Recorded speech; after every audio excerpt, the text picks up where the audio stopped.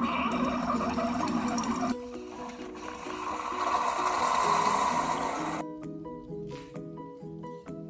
morning mga homies. Ito mag-DIY tayo about garage door.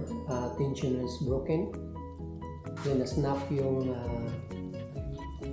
spring. Ito mga homies, binili ko sa AB. $133. Both side, left and right.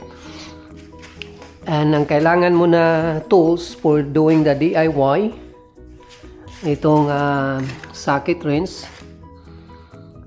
9/16 and 7/16. Kailangan mo vice grip and adjustable wrench. Tapos W40, yun ang kailangan mo. Spray sa yung both side, may bearing kasi. So kailangan natin palitan hindi lang yung isa, dalawa, kasi in the future maputol din yan. So dahil sa bigat ng garage ko, ano to real wood. Kailangan ko heavy duty na tensioner. Vendor mo, so maybe you pay for $500 or $600.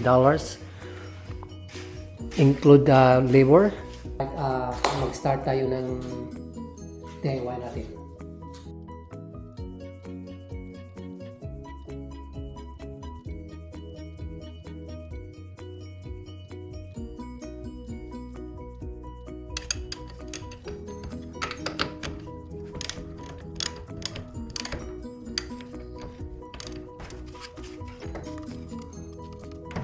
Ito, pasok ko ito.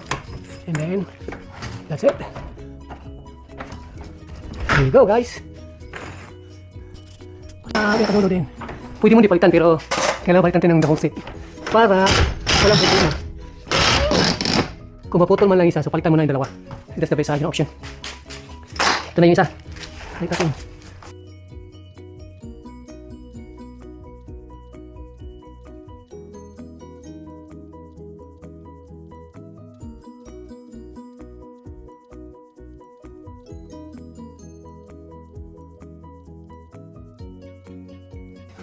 So 26 turns, and then let go na natin.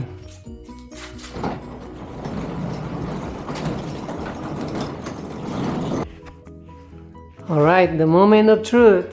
This is it.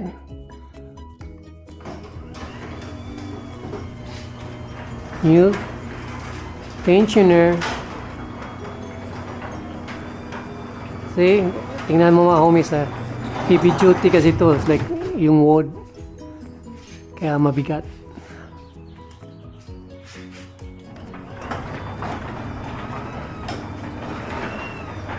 Pero at least hindi ka nagbabayad ng labor. So there you go. Yung pinapalitan natin yung dalawang tensioner, tapos na. Doors completed. So, pwede na natin ipasok yung sasakyan natin. Alright, let's go. Tapusin ko lang yung vlog ko dito.